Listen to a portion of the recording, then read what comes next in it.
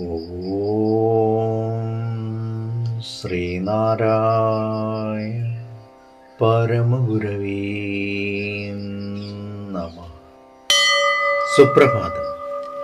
1869 ദിവസമായ ഇന്ന് 2026 ജൂൺ മാസം 27 ശനിയാഴ്ച, 1201 ആണ്ട് മിഥുനമാസം 13 ഗുരുവചനങ്ങളിലൂടെ. സത്യത്തെ മുൻനിർത്തി ജീവിക്കുന്നവൻ സാക്ഷാൽ യോഗിയാകുന്നു. അവൻ എന്തു തന്നെ പറഞ്ഞാലും അത് തീർച്ചയായും ഫലിക്കുന്നു. ശ്രീനാരായണ ഗുരുദേവൻ.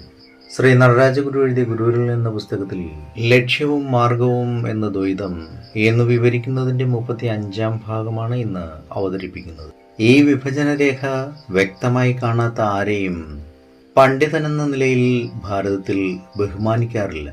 അങ്ങാടി മരുന്നും പച്ചമരുന്നും തിരിച്ചറിഞ്ഞുകൂടാത്തവർ എന്നേ അവരെപ്പറ്റി കരുതുകയുള്ളൂ. നിലവിലുണ്ടായിരുന്ന സമ്പ്രദായത്തെ പൂർവപക്ഷമെന്ന് വിളിക്കുന്നു. അത് സംശയാലുവായെത്തുന്ന ശിഷ്യന് അറിയാവുന്നതോ നേരത്തെയുള്ള മറ്റൊരു സമ്പ്രദായത്തിൽ അന്തർഭവിച്ചിരുന്നതോ ആകാം. ഈ പൂർവപക്ഷത്തെ ആധാരമാക്കിക്കൊണ്ട് അതിന്മേൽ ഗുരു കൂട്ടിച്ചേർക്കുന്ന തനതായ സംഭാവനയെ സിദ്ധാന്തപക്ഷമെന്ന് പറയുന്നു. ഇങ്ങനെ പഴയ സത്യത്തെ തന്നെ പുതിയ ഭാവത്തിൽ പുതിയ രീതിയിൽ അവതരിപ്പിച്ച് സാന്ദർഭികമായ വൈരുദ്ധ്യങ്ങളെ ഒഴിവാക്കുന്ന യോഗാത്മകമായ മൂല്യനവീകരണ പ്രക്രിയ ജ്ഞാനിയായ ഗുരുവിൻ്റെയും ജിജ്ഞാസുവായ ശിഷ്യൻ്റെയും ഇടയിൽ അനവതരണം നടന്നുകൊണ്ടിരിക്കുന്നു.